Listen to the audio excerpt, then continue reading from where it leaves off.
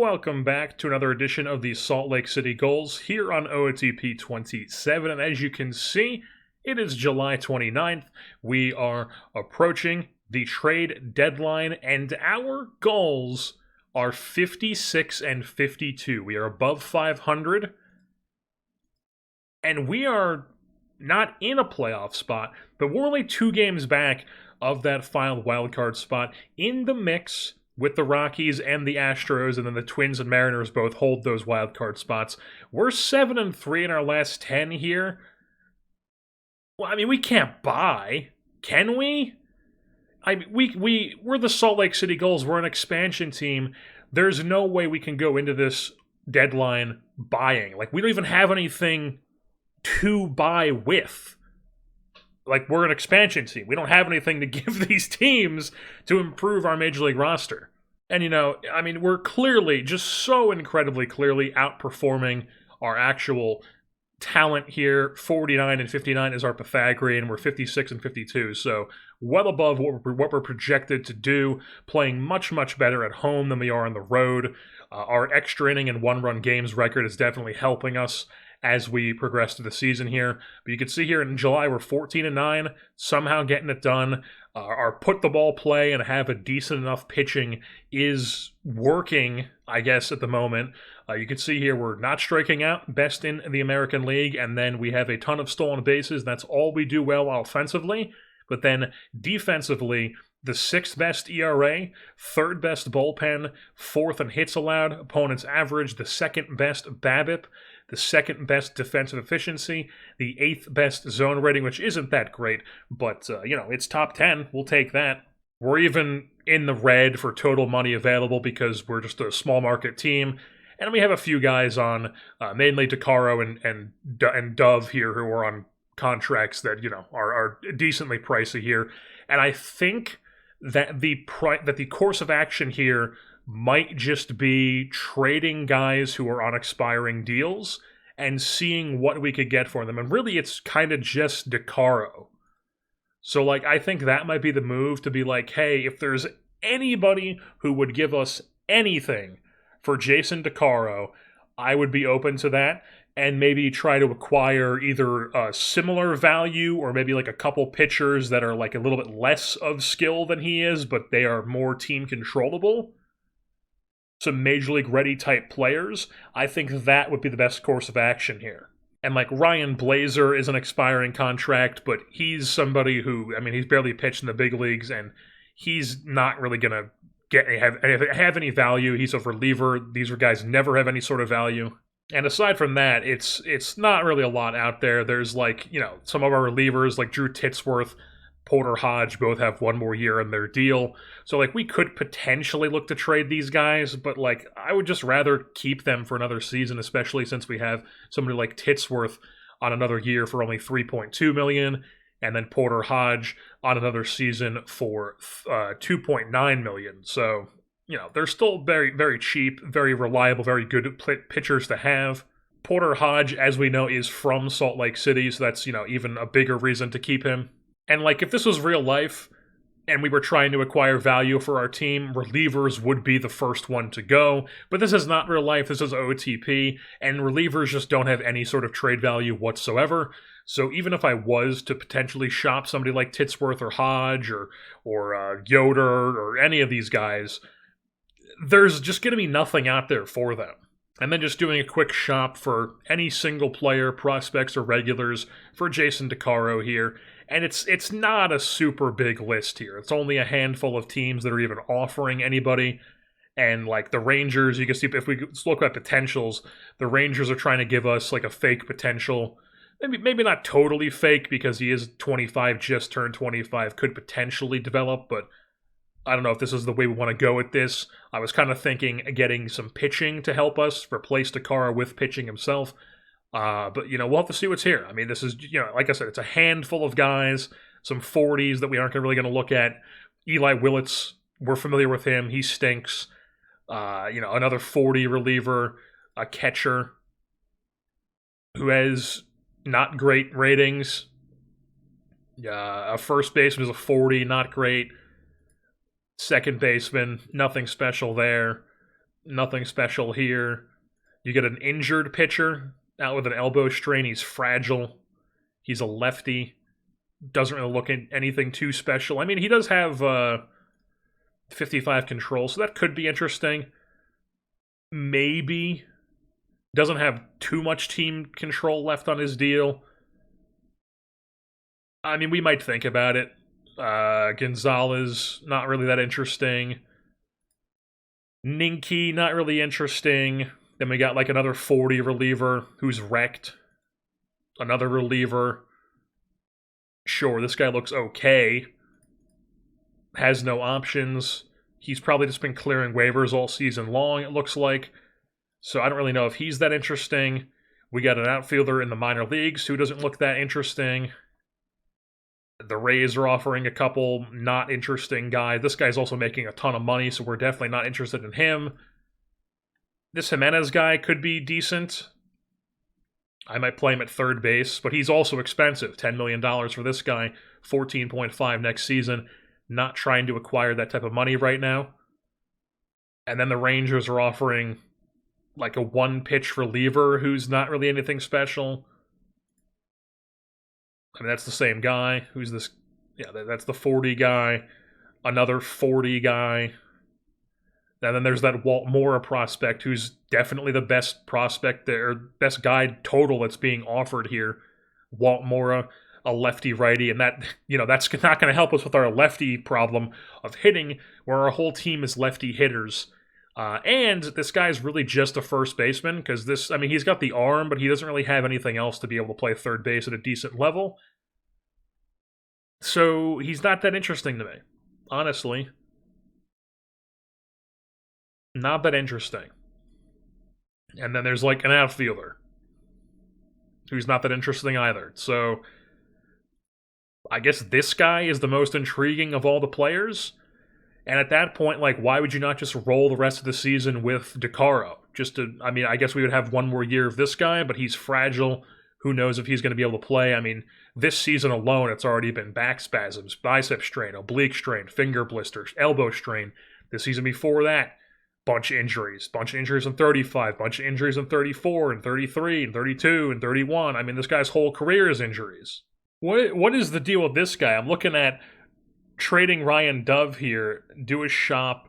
I put out on all players this time, and the Mariners are over here like, hey man, we'll give you both of these guys. Birdie and Green are both really interesting. Green is 24, still has some time to fill in some of these bat-the-ball skill potentials. He's got 60 gap, 40 power, 40 eye, whatever, 80 great speed with 70 steal tendency and 75 stealing ability. Already, my ears are perking up. We're very interested. Not the greatest defender, so that definitely limits his value, but we could potentially play him at first base. Right now we have Harley McGee there, but we could do something where he gets some time. We're not really committed to anybody at really any position at the moment. And if we could just get this guy some playing time, maybe he solidifies himself, because he's never really gotten a chance in Seattle. He's been stuck in AAA for multiple seasons now. Has never really got anything more than a cup of coffee in the big leagues. And he could be interesting, switch hitter as well. He does have one more option year, so that's something to keep in mind as well. And then there's also this Birdie guy who is listed as a first baseman, but has 60 range in the outfield, so he could play you left-right field. He could play you third base. He could play you maybe second base, but he could definitely play you first base too.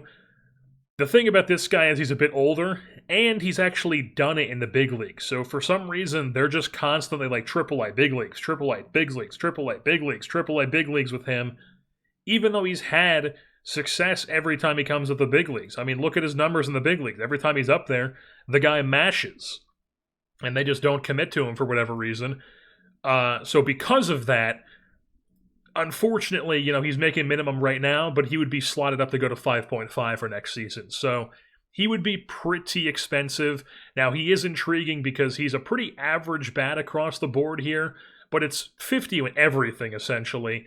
And he's proven that he's a good player in the big leagues before, and he's got the speed and bunting profile that we like that would be perfect for this offense. So I'm kind of thinking, like, man, if we could get both these guys somehow. Now, obviously, it would create like a logjam with some of our offense, but like, who gives a fuck? You know, we're not really committed to anybody on offense aside from our center fielder, who I still don't even know his name off the top of my head. Everyone else is just, we're throwing shit at the wall hoping it sticks. So, I would be totally fine with playing half our team on this guy plays here, this guy, and it's just constantly everyone's swapping positions every day, and this guy plays one day, this guy plays the next day.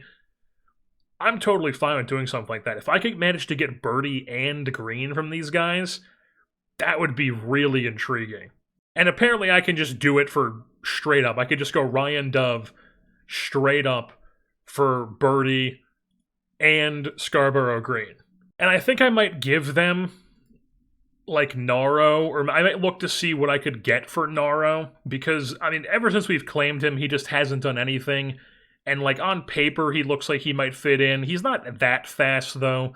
The thing about him, though, is he's got that 65 outfield range, so he's a bit viable as a guy who can play all the outfield positions and first base.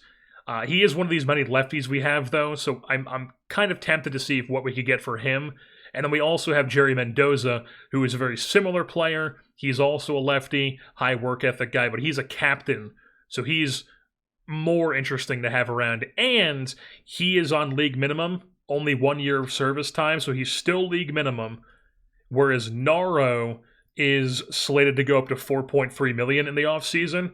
So if we're going to acquire somebody like Birdie, who's going to go up to 5.5, I would rather trade Naro for him. So Naro, I would honestly, Naro and Dove for both of these guys, I think is something that is very intriguing. It's mostly a lot of these fake potential 25-plus-year-olds that I would be able to get for Naro, but there are two interesting ones that stand out to me. One of them is this Dodgers player, Cornelio Lareen, a Brazilian-Japanese right-hander who is making league minimum, is slated to make league minimum next season as well, and could immediately help us. Now, he is just a one-inning guy, so we can't put him in as a stopper, but looks to be quite nasty. 60 stuff, 80 grade fastball, 60 grade changeup, 45 movement is fine with this type of stuff, and then 50 control as well. I think that's pretty intriguing. Now, the thing is, he is just a one-inning reliever, so if I was to do that, we might want to try to add something on to that. I'm not sure what. Maybe one of these other guys they're offering us, like this Jamie Scudder guy, who's got some big-time movement here as a potential. This guy could maybe even start. We'll have to see. Or this Mario Pina. I don't really like this guy, to be honest. But maybe if we do Lareen and Scudder, that could be interesting, or maybe one of these position players they're offering us. I would have to look into that more. And then the other intriguing player that's being offered to me is this Texas Rangers pitcher, Dave Lindley, who is a fake potential guy. These potentials are not going to fill in, but he's a 55 control right now. And as we know, when the guys hit that 55 control rating, they can really get away with these lower stuff and movement ratings. And I'm kind of tempted to get this guy who's only 25, only has 77 days of service time. He's still got 2 option years left. That's super intriguing as a guy who could come in and be a starter for us. So I think I'm leaning Lindley because it just seems like he'd be more valuable than the one-inning reliever guy. Now, I think the Dodger offer is equal levels of interesting simply because we would get this Lareen guy who is team controllable for at least one more season at league minimum, would be able to be a really good reliever for us. He would be able to replace Ryan Dove when we trade him, not as a lefty in the bullpen, but as a high leverage reliever. And we would be able to also get this Jamie Scudder guy who could be a reliever. He could be like a stopper type guy, or we could put him in the rotation and see if we can get this movement to really work in his favor as a just starter guy. Maybe not somebody who's ever going to be a top of the rotation sort of guy, but a useful pitcher. So the fact that we're able to get 2 players for Naro in this deal makes it a bit more intriguing to me. Whereas if we just take a look at the Texas Rangers trade, for Dave Lindley, they don't really have anything in the minors that's interesting. Like, a lot of their guys they have in AAA are dudes like this who just don't really have any sort of future in the big leagues whatsoever. And there's not really anything that's intriguing to me. Like, this guy, fake potential. If this was to fill in, yeah, intriguing, but he's never going to fill that in. Honestly, I think I'm preferring the Dodgers trade, so I think we're going to go with that instead. The Brazilian-Japanese guy to add a high leverage arm to our bullpen, and this Jamie Scudder guy who is either going to add a useful reliever or a guy who could potentially give us some starting depth in the big leagues as well. So I think we're going to trade Naro for both of these guys. Alrighty, folks, so we have done our 3 trades that we're going to do. We opted not to trade Jason DeCaro simply because anything I could get for him just was not worth giving up a leader, steady, average pitcher. So I just felt like we should keep him. He's going to walk into free agency in the offseason, whatever. Don't get any value for him. But, there wasn't really anything out there to trade for him anyways. So instead, we did these other 3 trades. We saw the Ryan Dove trade, along with Daryl Lichty, to the Mariners in return for Giomar Berti, the Venezuelan-Italian utility guy who's going to be playing third base for us. And then we also picked up Scarborough Green, who is going to be playing some first base for us, the switch hitter. Then the other trade we did was Ricardo Naro to the Dodgers in return for a Brazilian-Japanese right-hander to add into our bullpen for some high leverage purposes. And then we also added Jamie Scudder, who is currently in AAA but might end up on the big league roster here in a couple days as a potential starting option for us in the big league staff. And then we did another trade that I did not show at the time, but it was mainly because this Billy Underwood guy, I've had my eye on him all season long because he kept hitting waiver wire, and I was like, man, I wish I could claim this guy, but I can't because I was in the red, and I couldn't claim his above minimum salary. But then once we hit that trade deadline, I was able to trade Libertz Aponte, who is like a utility infielder, outfielder sort of guy, useful player, but wasn't ever really going to play for us, to the Mariners in return for Billy Underwood. That was the main deal. He's going to come in and be our backup infielder right now, and as a righty bat as well.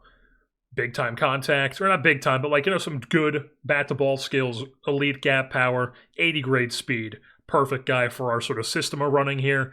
And then we threw on a couple random reliever types to throw into the system. Xavier Black, lefty, 26 years old, barely any major league service time, decent enough looking profile as a lefty. And then we also added on Mike Height, who is a right-hander. Doesn't really look anything too special, but he's pitching well in AAA. Has never touched the big leagues. He's a leader and a prankster, so I figured why not throw this guy on, get him in the system. Maybe we can keep him around in the minors, and he'll be useful to have in AAA. And then just taking out some changes we made to the roster here, heading into the post-trade deadline portion of the season. The rotation remains the same. The bullpen, however, couple changes here. Porter Hodge still the closer. Kevin Yoder at the moment still rocking a stopper role. We may take him off that if he continues to have problems, but he is currently on a hot streak right now, so we're throwing him on there. Going to keep him in there for at least the foreseeable future. And then we're rocking some double-barrel setup action with Robinson Ortiz and Cornelio Lorene, who came over from the Dodgers. He's the Brazilian-Japanese guy. And then we have the rest of the bullpen. Titsworth is still here as a use-more-often setup. Secondary role. Travis Williams is still here. Mitch Berrien, we're giving him a bit more run here in the big leagues. And then we waived and DFA'd Ryan Blazer, who was getting lit up through 10 innings pitched. And we brought another lefty to the mix here in Michael Dunning, who, if you look at his percentile rankings, was just absolutely lighting up the AAA level down with Tucson. Figured I would reward him, get another lefty into the mix at the big league bullpen, and he is that guy. While on the offensive side of things, against righties, Ibert Sanchez leading things off. Then it's Scarborough Green at first base. He's going to be playing every third day, basically splitting a decent amount of time with Harley McGee at first base. Marcos de la Cruz, Steve Woods at DH, Birdie at third base, Casson in left field, Fittipaldi catching, swapping every other day with Neil Jones, Mendoza in right field, and then Carrizales is actually going to play some shortstop for us. On paper, you're like, oh, he's not the best shortstop, but he's actually had some success there in his 15 games played with already a 2 ZR. So figured, why not give him a chance to be the actual shortstop, because we're already playing a guy there for his glove anyways, and Carrizales is 23 years old and could potentially turn into something more than just a glove. And also, he's got the options to go up and down, to where Dusty Sutton, who is the player that we had to waive in DFA, was just all glove. He is a high leader, unfortunately, but I think he's going to be able to pass through, and we'll be able to keep him through in the system. And then the bench, aside from the guys who swap in and out, like McGee and Jones, Manny De Los Santos is your fourth outfielder, and then Billy Underwood is the backup infielder. Well, against lefties, Billy Underwood now becomes the starting second baseman. Green is the first baseman. McGee DHs. Woods goes to the bench as he is a left-handed bat who is not suited to play against lefties. So he is platooning. Casson is also platooning as De Los Santos becomes the left fielder against left-handed pitching, which honestly I might change with Mendoza. I might swap him and Mendoza. I will keep it the way it is, because De Los Santos is a really good right fielder, but he's a really good left fielder too. So we'll just let him play left field there, and we're not going to mix up Mendoza too much. We'll just keep him solidly in right field for us. He's been doing a plenty fine job over there.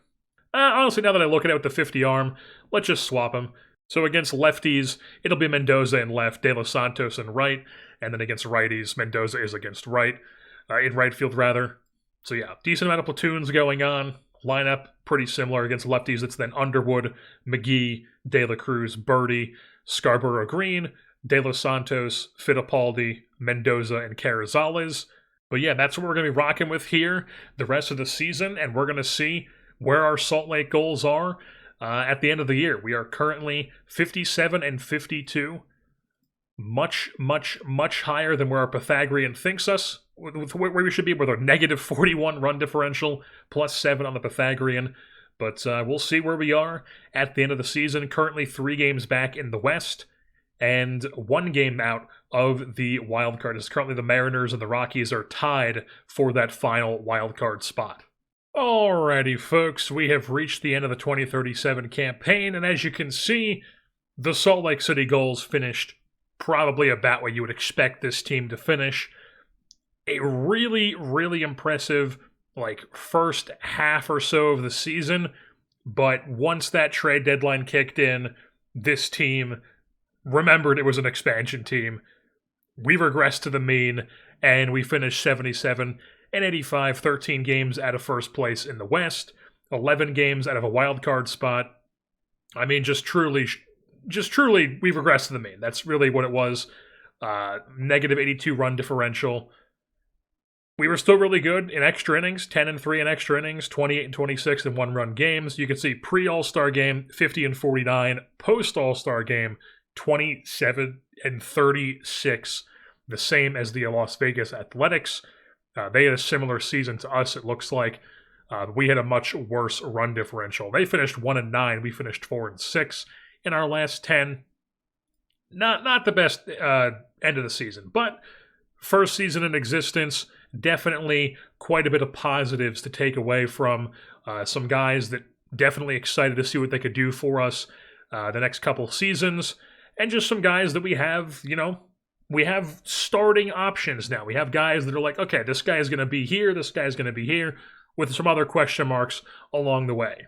Just quickly look at our team stats here. You can see we know that April went really well, July went really well, August we got beat up on, September kind of treaded water. So not great end of the year, but as we know, great team at not striking out. We steal a ton of bags. We got a lot of hits too. 8th in batting average and 7th in total hits, but not a lot of extra base hits. We got to get that gap power up on this team, get those guys cooking more so than a lot of the guys who are just getting slap hit singles. But, I'm determined to make this super speedy bat-to-ball skills offense work for us as we develop this team throughout the years. And then the pitching side of things, that's really what killed us is we were having this slap-hitting offense that was being carried by a pitching staff that was doing pretty well, but basically post-All-Star break really, really broke down. This was in the single digits. We had like the 4th best bullpen at one point, I want to say. We end up 14th in ERA overall, 11th in the bullpen. I mean, just a lot of bad numbers here. Home runs allowed was way too much. The BABIP was still pretty decent. Same with the walks. But the defense definitely slipped down the stretch as well. A big reason for that was Carrizales actually got hurt for like 5 to 6 weeks, and we had to play a 50-grade shortstop for like a month and a half. Not really what you want. But it wasn't like we dealt with a shit ton of injuries. It wasn't like we gutted the team at the deadline or anything. It was just the team regressed to the mean. That's really what it was. Joel Quiroz was the only guy who had a long-term injury. Shoulder inflammation took him out at the start of August for multiple months. And he had a decent season, 23 starts, 115 innings. Basically exactly league average with the ERA and the FIP. Not going to complain about that. He was totally fine. But then taking a look at the rest of our pitchers sorted by innings pitched, Jason DeCaro ends up with 171 innings for us this season with a 2.3 win season. Once again, pretty much exactly league average, 99 ERA plus and 99 FIP minus. Nothing too special there, but he was doing his job to not be terrible, and, we'll take it. And then we have Hector Gomez. He was pretty much around league average as well. A little bit less than league average with the ERA. A little bit better than league average with the FIP minus. It is what it is. He had a good year.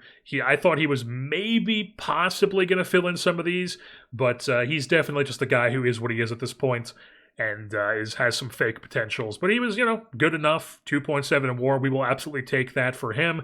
And then Ryan Murphy was really disappointing for us. I thought he was actually going to be somebody who outperformed his lack of stuff, but he just has so little stuff that even with the 50 movement and the 65 control, it did not go well for him. Basically, every time I was watching this and it would pop up like, oh, we lost the game 16-3. Wonder who was pitching.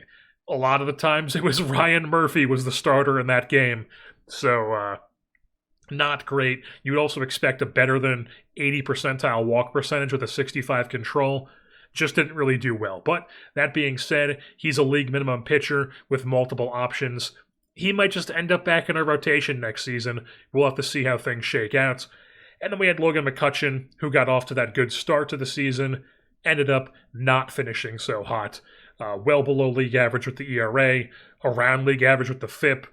He had some real rough months here. You could see the first few months of the season, April, May, June, not too shabby. July, August, September, not very kind to him. And then we move things on to, we had Jamie Scudder. He ended up getting 48 in the third innings pitched in our rotation. Really good FIP with him, 3.67 FIP. That's an 82 FIP minus. The ERA definitely struggled a bit, but overall, could be a dude for us. Could be a decent pitcher. Once again, another guy who is very team controllable, has lots of options, so he will be around for us for at least a couple seasons, I would have to guess. And then when it comes to our bullpen here, Kevin Yoder got the most innings out of all the bullpen members, and he was not great. He is still team controllable for, I believe, 2 more seasons, but, I'm sure he'll be around for those 2 seasons, but I don't really expect him to be looked on in a super high leverage role anymore. That's just not what he is. He's got this big time stuff. He's a guy you throw in there in, like, the 6th inning to just kind of move it along. But, obviously we don't have the guys to have a bullpen like that, so we were using him pretty much out of role this season. And, really elite K percentage, really elite fastball velo, breaking run value on his slider. Good pitcher from that regard, but, he's going to walk a shit ton of guys. He's going to have problems giving up home runs. That's just who he is. But then the rest of the bullpen, there was lots of actual good performances in our bullpen here. Travis Williams, he was solid. 75 and a third from him. Better than league average ERA and FIP. Drew Titsworth, he had a good season with 64 and a third innings pitched. He will be back for us again next season. He was also this was an MLB champion. Who was our all-star? I want to say it was DeCaro. Yes, DeCaro was our all-star. I do know that our center fielder got snubbed from the all-star game, which is an absolute travesty, but it is what it is. We move things on to Lorene, who was a bit up and down when he first came over from the Dodgers. He definitely had some trouble adjusting to his new ballpark, but ended up settling in a bit. Definitely got really pounded with the ERA, but settled in more, had a 63 FIP minus. I think this guy is going to be totally fine. He'll be able to be a really solid pitcher for us in our bullpen. And then Robinson Ortiz, the old man, 58 and a third innings pitched from him. Solid year overall, 37 years old, almost 38. And kind of a return to form for him. He was pitching quite well, back like he was with the Nationals. I don't think he's going to be back for us next season, but, had a good year. We'll take it. We move things on to Porter Hodge. He also had a good year, a 175 ERA plus and a 72 FIP minus in 51 and 2/3 innings, 19 saves because we just didn't win a lot of games, and then 20 shutdowns, 9 holds as well. Good percentile rankings. He will be back for another season because he is the local guy. He is our closer. He will be back. He's also a leader, which is always good to have. And then as far as the rest of the guys go, Mitch Berrien, who came up towards the end of the season, 28 innings pitched for him in the big leagues, was really good. Really good personality class for him. He's an arbitration guy, slotted to go up to 2.2. I would have to guess, depending on how things shake out, but he might end up back in the bullpen next season. We'll have to see how things shake out. And then we also gave Xavier Black a bit of run as a lefty here in our bullpen. He's another guy where on paper you're like, I don't know if this is really going to work, but, he was effective. In 14 and 2/3 innings, he had a 124 ERA plus and a 53 FIP minus, and he was effective with the FIP with Seattle as well. Some good percentile rankings here, so he's somebody who, on paper, you're like, how the hell is this guy getting it done? But, he's getting it done, and lefties are always guys that you struggle to have anyways, so he might just end up as a lefty for us in the bullpen next season. We'll have to see. And now it is time to take a look at the offensive side of things, where Marcos de la Cruz has solidified himself as the first star of the Salt Lake City Gulls. The center fielder put up a 4-win season with a 129 WRC plus, 27 doubles, 22 home runs, drove in 89 runs, scored 72, had a 16.2 K rate, and he slashed 303, 370, 509 for a 879 OPS, 16 swipe bags as well, and he played a solid center field as well. So Marcos de la Cruz, he's our guy. He's the 3-hitter this year. He had a really good year. We'll take it. And then behind him, Birdie, who we picked up from Seattle, definitely ended the season quite not well. If we look at his major league splits here, September, not the best month for him. July, it took him a little bit to get into it, but then August, had a really good month of August for us. 8 home runs in August, 23 runs driven in. And overall, we're looking forward to see what he can do for a full season for us next year. Move things on to Harley McGee, who I think has solidified himself as our first baseman right now because he just had a good year. 311 average, 11.5 K percentage. Not the biggest slugging percentage, but, enough to where he had an 859 OPS. 14 swipe bags, not at a great rate, though, but still. 22 doubles, 10 home runs. We'll take it. Harley McGee, he was a dude for us. Expected batting average, K percentage, all what you would expect from a guy with this type of profile. Or what you would hope for, I should say. And then Ibert Sanchez slipped down towards the end of the season, but overall, we'll take it in a platoon against righties. 2.3 against righties with a 116 WRC plus, 29 doubles, and a 386 OBP as the leadoff man. Hell yeah, Ibert Sanchez doing his job. And then Poto Fittipaldi as our catcher. He ended up solidifying himself as the catcher, but, he's nothing too special. He is a pretty decent defender when it comes to, I guess, I don't know, range. Not CR, obviously, but decent defender, 82nd percentile run value. And hit 18 home runs this year for us. Don't really have any other guys. He's 23, so he'll probably just end up being our starting catcher again next season. We'll have to see how things shake out in the offseason. Move things on to Nick Casson, who actually had a good season for us. Once again, another guy who does not play against lefties as a lefty bat. But overall, good year. Average-ish percentile rankings. 29 years old, 19 doubles, 14 home runs, 818 OPS. We'll take it.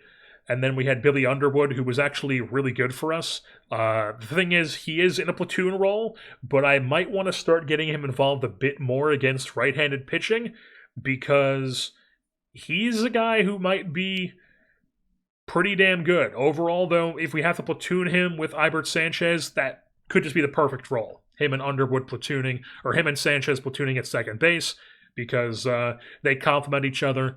He's perfect for our team with this speed and gap power.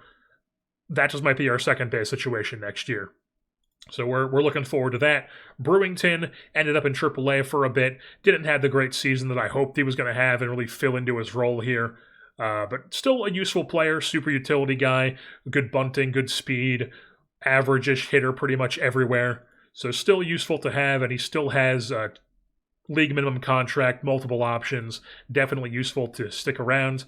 Carrizales, like I said, ended up being a really good shortstop for us, so he's going to probably be our shortstop next season again.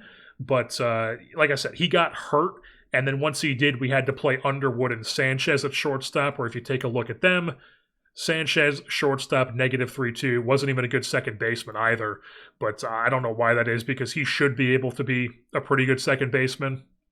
And then same with Underwood, should be able to be a good second baseman. For whatever reason, was not great, and then just was not good at shortstop, as you would expect. So that really killed our defense down the stretch when Carrizales got hurt. Manny de los Santos as a fourth outfielder, not a great year from him. He might not end up as a player in the team next season because he has no options, but we'll have to see. Still a useful guy because of his speed and his defense, but probably not going to be around if we can get a more controllable, movable, like up and down guy who we can call up and down whenever we need to. And then we have Neil Jones, who was just fucking terrible as the backup catcher. Good defender, really good runner as a catcher, which made him intriguing for this style of baseball that we're running, but really, really terrible offensive player. But he is a high leader, so who knows? Maybe maybe he sticks around, maybe he doesn't. We'll have to see. And then John Gallardo ended up coming up in the September call-ups. Barely got any time, didn't really do anything, but he did tear the cover off the ball in AAA. We look at his AAA percentile rankings, really, really good. After the year before that, he was doing the same sort of thing in AA. But we kind of have a solidified first base now in DH, at least maybe, so he might not end up on the team next season. We'll have to see. And then Scarborough Green really was quite disappointing for us. Was splitting time at first base with Harley McGee for a while, but then ended up not really doing anything at the plate, and McGee was crushing the ball, so we ended up putting him on the bench. He is still, somebody we have part of our plans here. He's a captain. He's a switch hitter. His profile fits our style of baseball perfectly, but we definitely have to figure out a spot for him. And we're hoping that he can maybe break out for us next season, because that would be ideal. Move things on to Steve Woods, who, is what it is. Hit a bunch of home runs, 27 home runs, but, doesn't even get on base, doesn't hit it for a high average, doesn't play a good defense. He's a DH who hits some home runs and doesn't really do much else for you. And he really only plays against right-handed pitching, too. So not really sure what his role is going forward, but we now have him as a part of the full organization now because he was a Rule 5, and he has 3 option years. So he might just end up as a guy who ends up as a up and down sort of 4A sort of player for us. And then Jerry Mendoza ended up finishing not well. 107 games, 417 plate appearances with a 72 WRC plus, 22 doubles, but another guy who just was not able to tap into this gap power for whatever reason. But he's another guy who's a captain. He's got decent versatility in all 3 outfield positions. Lefty bat to come off the bench. Could just be a guy who sticks around in that sort of role for us. He might be the 4th outfielder for us next year. We'll have to see how things shake out. I've said that like 50 times, it feels like. And now we are going to quickly take a look around the league here at the league leaders in Major League Baseball here for 2037. Your batting title winner in the National League was Chris Waymeyer, 27 years old, for the Cincinnati Reds. He's been with them for a long time. We saw him in the postseason multiple times with our Nationals. And this year, had an 8-WAR season with a 174 WRC plus and a 361 average and a 435 OBP. Crazy, crazy player here for the Reds. And then in the American League, the batting title winner was Kevin McGonigal of the Detroit Tigers, who is on a pretty insane contract with Detroit here through his age 36 season, but still right now a very, very good player. And then the home run leader was Lance Smithgill of the San Diego Padres. I mean, this guy's crazy. The past 4 seasons, 8, 7.4, 7.6, and 8.2 WAR. Leads the league in WRC plus 4 straight seasons. WOBA 3 to 4 seasons. Back-to-back leading the league in home runs. Back-to-back slugging. Back-to-back OPS. I mean, this guy is crazy. Look at the amount of 100th percentile rankings he's got here. I mean, that is crazy. Lance Smithgill. And they're probably playing him as a... Oh, he's actually been good. So he's actually a good center fielder as well. I mean, no wonder why the guy is putting up WAR numbers like this. I mean, he's the best player in baseball, essentially. You also got Danny Ibarra on the Los Angeles Angels, who's been on this list the past few seasons. Leads the American League back-to-back years in home runs, and in ribbies, and in WOBA, and in WRC+. Really, really good player. You also have Marco Barrera. Marco Barrera of the... Oh my god, they played him 43 games at catcher. Oh my god, negative... Oh my god. Why would they do that? Why would they do that? The AI, man. Marco Barrera, 42 home runs, but they play him at catcher. And negative 12 framing in only 43 games. That is ridiculous. Were they good this year? They had to have been good. Only 84 wins. They've massacred my boys. Oh my god. They've massacred my boys. Dax Hardcastle, with a year where he doesn't do anything with the ERA, but he has a good FIP. Luke Corsia puts together a 5-win season, leads the league in doubles. Where the hell's Wei Lee? Fonseca, he was good for them. Gabby Berry at second base. Sure. Tamariz, he had a good year, 3-win season for them. Luis Hernandez, bit of a not great year. But they missed the playoffs. They missed the fucking playoffs, man. Come on. I mean, who the hell is Jerry Cooney? Who the fuck is this guy? They must have had injuries. Oh yeah, Angel Feliz tore his abdominal muscle. Fell off a cliff offensively this year anyways. But, you know, torn abdominal muscle, not going to do well there. Wei Lee, looks like he got an intercostal strain here at the end of the season. Only put up a 2-win season.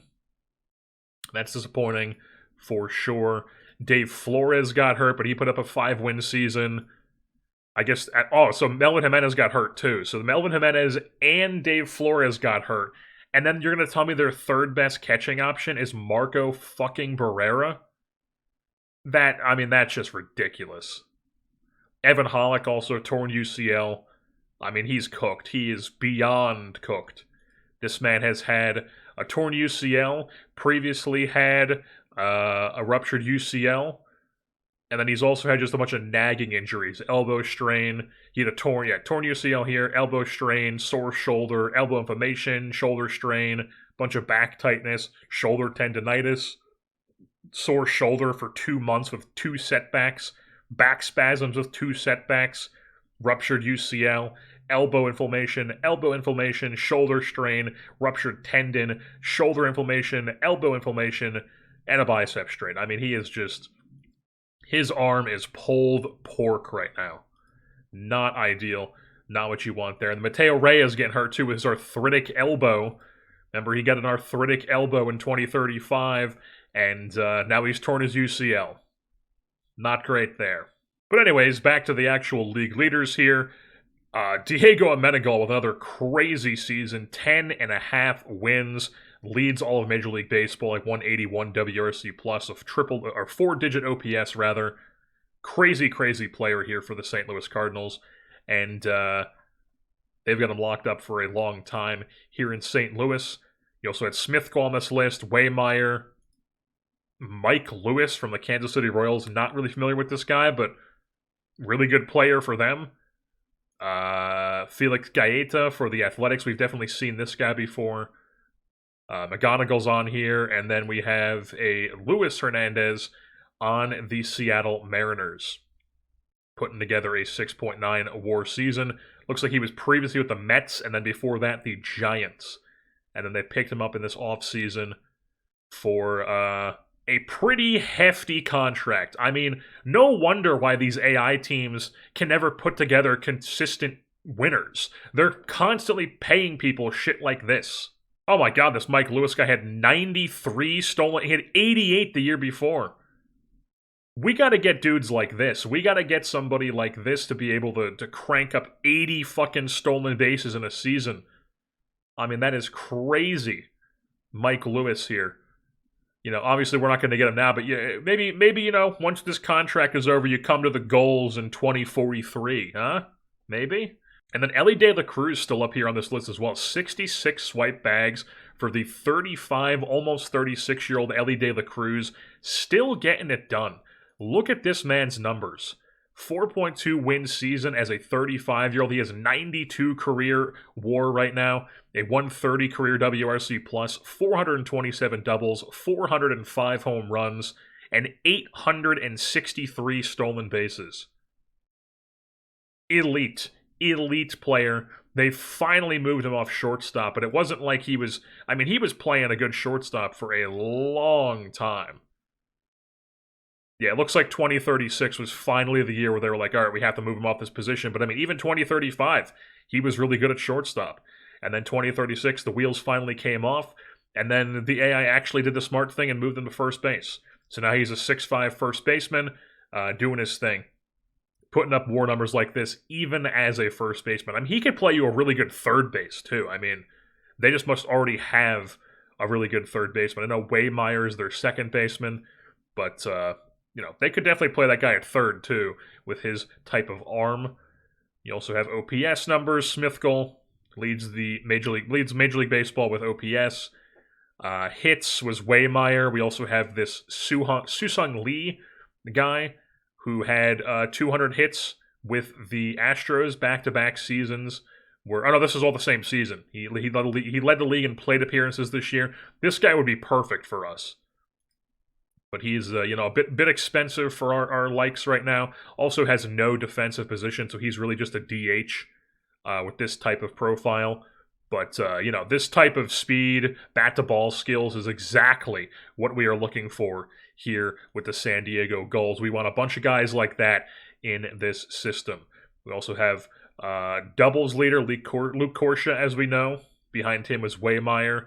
Triples leader was Waymeyer. Luke Corsia not on this list. Usually has a ton of triples, but this year, not so much.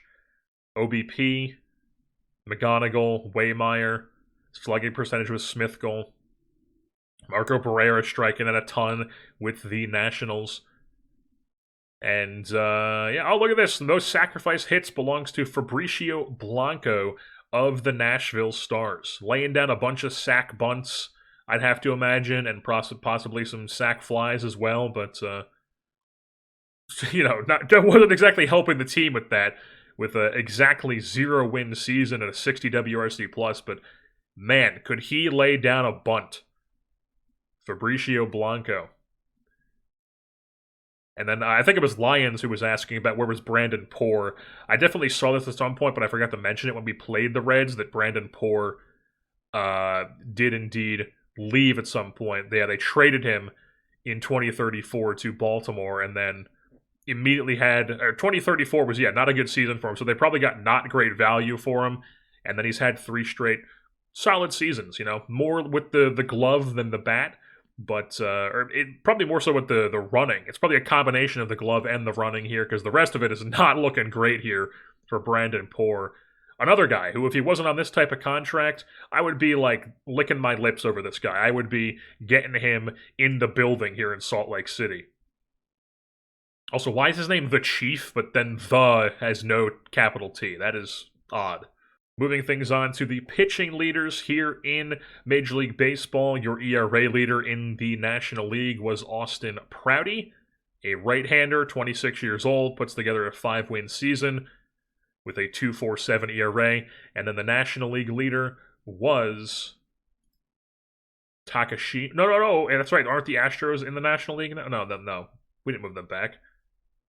So why does it not say Takashima leads the league in ERA? Oh, that's National League. What am I saying? This guy is National League. Jesus, I'm stupid. We're looking for the American League.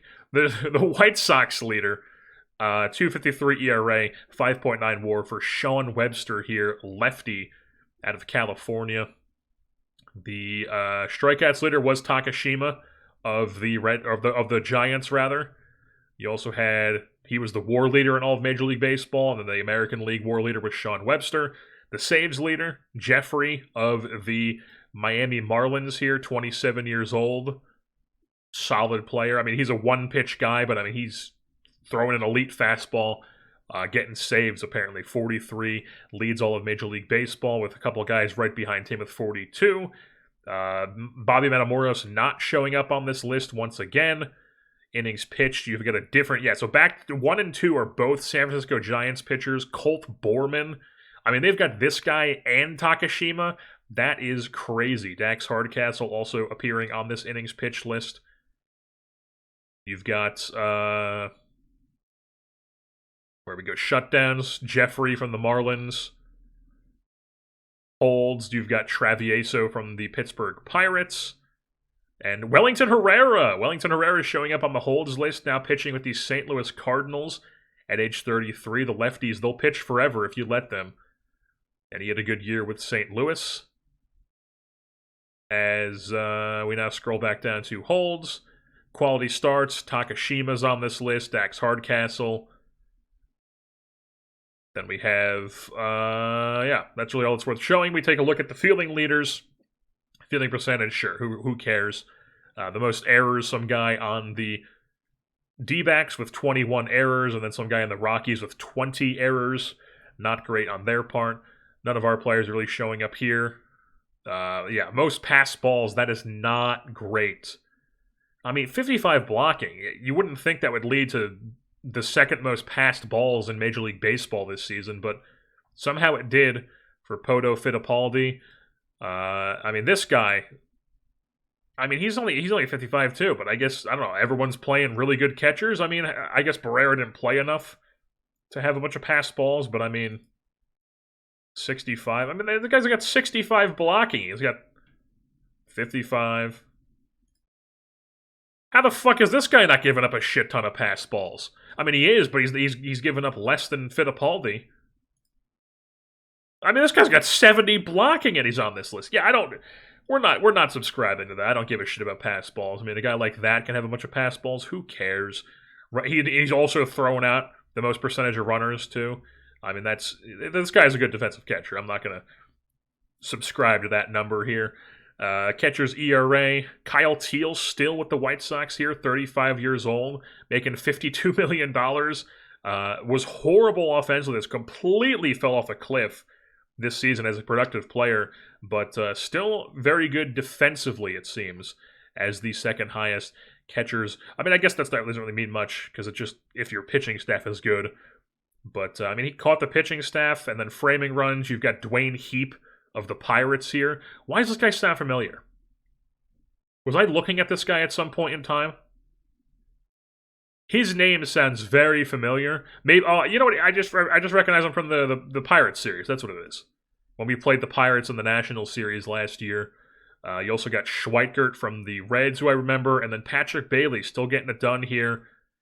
38 years old, with 80 grade framing, still getting it done with one of the best framing jobs in baseball. Still a terrible, terrible offensive. I mean, he had a 34 WRC plus last year, and they were still trotting him out for 440 plate appearances, as I did not mean to back out of that, for a .3 WAR.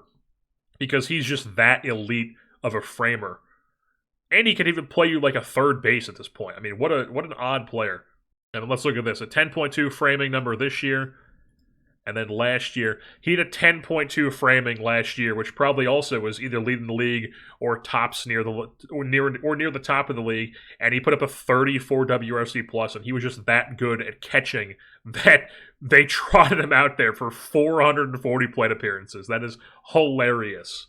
Anybody on our team popping up with streaks here? Jason DeCaro apparently had 5 straight quality starts. We'll take that. De La Cruz apparently had 3 consecutive pinch hit. I guess that's still going. 3 consecutive pinch hit ABs with a hit. I don't know when he was, I guess when he ever gets benched and he has his arrest or whatever, because, I mean, he's a starter for us.